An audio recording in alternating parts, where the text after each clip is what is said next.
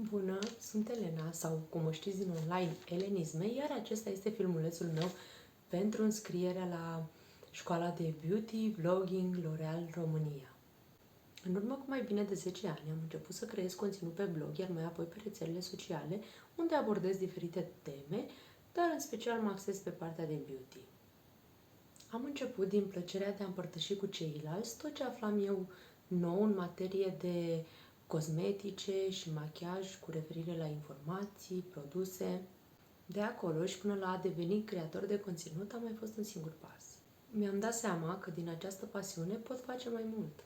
Vreau să învăț mai multe despre îngrijirea și aranjarea părului. După cum se vede, am un păr mai dificil și mă pasionează acest subiect, despre îngrijirea pielii, despre produse de make-up și în special despre tot ceea ce ține de beauty.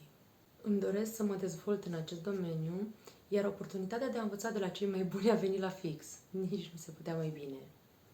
Mi-ar plăcea foarte mult să fac parte din proiectul școlii de beauty vlogging by L'Oreal România.